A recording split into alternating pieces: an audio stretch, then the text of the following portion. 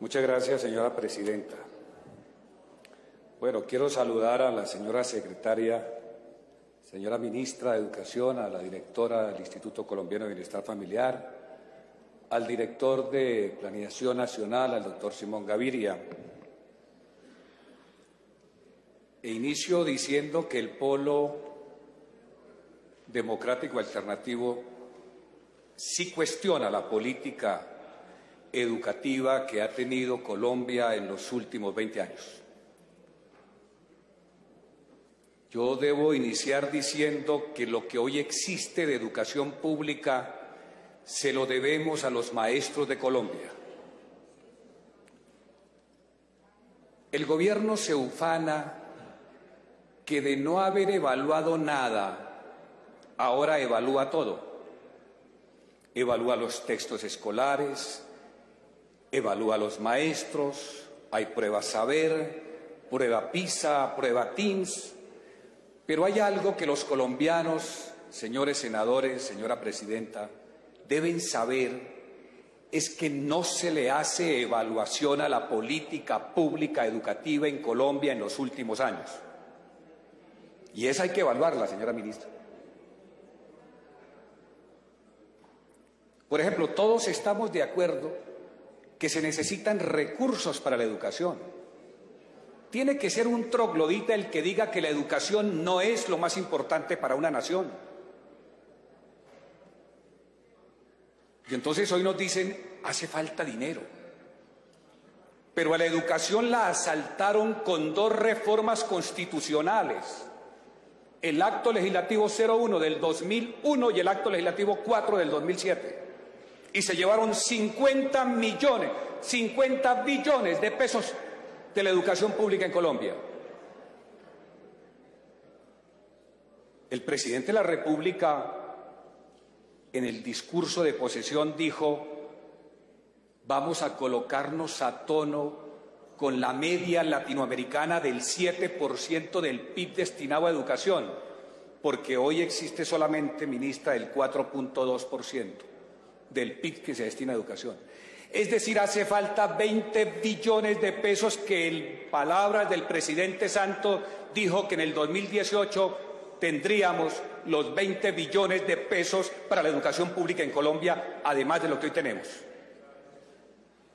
Y si miramos lo que pasa en la educación superior, nos encontramos con que el sistema de universidades estatales calcula que el déficit en el sector universitario es de 11.3 billones de pesos. Y lo que le van a dar a las universidades no llega a 5 billones de pesos. Es decir, que seguirá un déficit. Se mantiene, por así decirlo, el déficit de los 11 billones de pesos. A la madrugada de hoy, la OCDE volvió y rajó a Colombia. Dijo: Colombia tiene la inversión por estudiante más baja de América Latina, más baja que Brasil, que Argentina. Y nos cuentan en el informe que un niño en la OCDE de primaria o secundaria, per cápita, el Estado invierte o gasta 18 millones de pesos colombianos. Mientras que en Colombia se invierten 2 millones de pesos. O en la universidad, en estos 34 países del club de los más organizados, la OCDE, se invierten en promedio 27 millones de pesos colombianos, mientras que en Colombia se invierte 8,5 millones de pesos por cada estudiante en la universidad. Entonces hay una diferencia enorme. Yo voy a pasar aquí corriendo, señora presidenta, en este señalamiento, porque quiero advertir que hemos solicitado un debate de control político a la ministra de Educación, el Polo Democrático, para que hagamos la evaluación, iniciemos a hacer la evaluación de lo que le ha pasado a Colombia en materia de la educación pública colombiana. Se ha dicho, por ejemplo, que la educación preescolar es algo absolutamente importante. Y yo pregunto por qué en la ley del Plan Nacional de Desarrollo no se le garantizaron a los niños de 3 y 4 años la educación preescolar oficial. Ahora se está diciendo que es necesario incrementar en un año el bachillerato, el grado 13 o 12 o el grado 9A. Yo les digo, ¿y por qué no pensamos más bien en que se establezcan de manera obligatoria el preescolar para los niños de 3 y de 4 años en Colombia? Creo que eso sería mejor que pensar en otro grado de la educación secundaria. Pero aquí nos tienen que también contestar el gobierno nacional, ¿qué ha hecho con la educación pública en ese proceso de privatización? 44 colegios, megacolegios entregados en concesión, 25 en el distrito. Y ahora la ministra de Educación nos dice, y 80 más cada año, 320 en los 4 años. Y le pregunto, ministra, ¿320 nuevos megacolegios para entregarlos en concesión? Ampliación de cobertura con operadores privados. En el 2002 existían 200.000 niños en esos programas. Y al año 2010 llegó a 1.240.000 niños. Es decir, a los niños que le pusieron precio en la frente a cada niño para mirarlos como mercancía, lo fueron convirtiendo en mercancías y fueron privatizando la educación en Colombia. El gobierno en el año 2011 dijo gratuidad, que ningún colombiano padre de familia pague matrícula o pensión. Y lo lógico era que el gobierno debería entonces entregarle a los colegios lo que dejaban los padres de familia de aportar. ¿Y qué sucedió?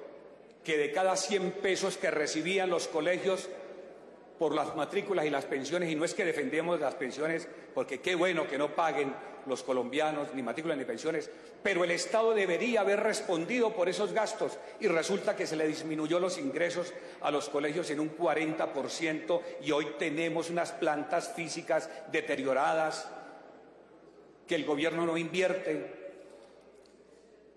Pero hay un tema de una importancia enorme, ministra. Ese documento compartir pretende ocultar una realidad gravísima en la educación de este país. Pretende ocultar que el tamaño de la clase, es decir, el número de niños por curso, tiene profundos efectos en la calidad de la educación. En la OCDE son 19 niños por cada curso. Y en Colombia son 40 y 45 niños, y hay instituciones educativas con 60 niños, aquí en Bogotá, en los famosos colegios en concesión. Ese es un tema para un debate muy importante.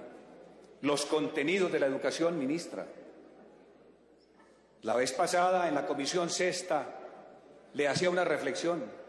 Averigüemos quiénes elaboraron lo que se llaman estándares y competencias.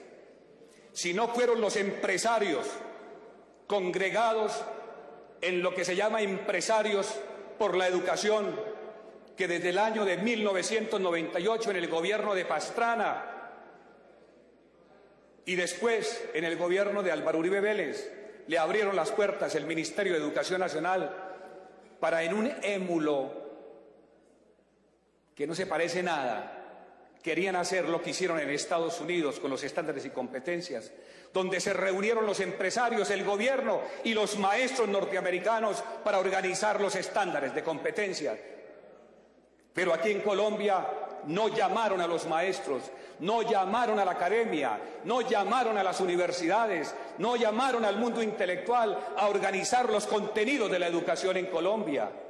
Aquí los contenidos tienen un claro sesgo en favor del gran capital, y por eso se habla tranquilamente de que la educación tiene que servir solamente para la formación del capital humano.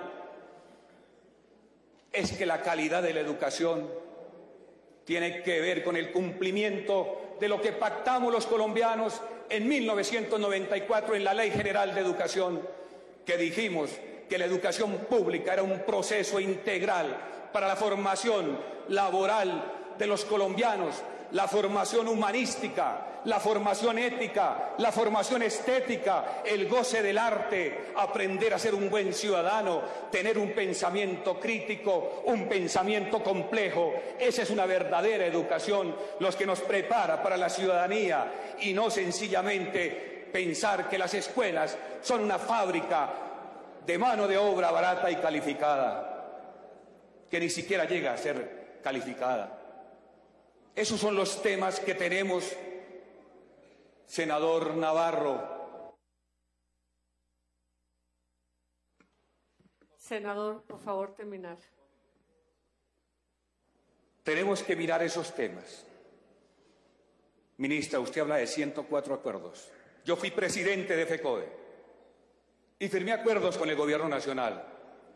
Y le puedo asegurar que en el gobierno del actual presidente, en el primer gobierno, se nos incumplieron la inmensa mayoría de los acuerdos. Quiero decirle, ministra, lo siguiente. Usted es una ministra joven. Usted es una ministra que dice que está empeñada en avanzar en el proceso de paz. Pues bien, ojalá que sea cierto, ministra. Ojalá que usted, al llegar a este ministerio, le abra las puertas al magisterio colombiano, pero no para hacer lo que hicieron con el acuerdo por lo superior, que es una tomada de pelo al movimiento estudiantil universitario, que pactó con el presidente Santos la discusión, la concertación de una política educativa para la universidad, y este acuerdo por lo superior viola ese compromiso. Ministra, ese documento de compartir es un documento que lo está discutiendo el magisterio colombiano.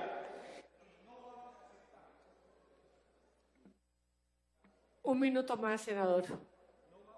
No vamos a aceptar, señora ministra, que se nos imponga como la política educativa docente los contenidos de este documento de compartir, que pretenden señalar al magisterio colombiano como el único responsable de las dificultades que tiene la educación colombiana, cuando hay reconocido por el Banco Mundial los factores asociados a la calidad de la educación. Señora ministra, usted tiene entonces la palabra. Los maestros de Colombia estarán pendientes, y el Polo Democrático estaremos pendientes de la citación al debate de control político que en los próximos días, señora presidenta, señor presidente, le asignen la fecha para que podamos adelantar este importantísimo debate. Muchas gracias. Gracias, senador.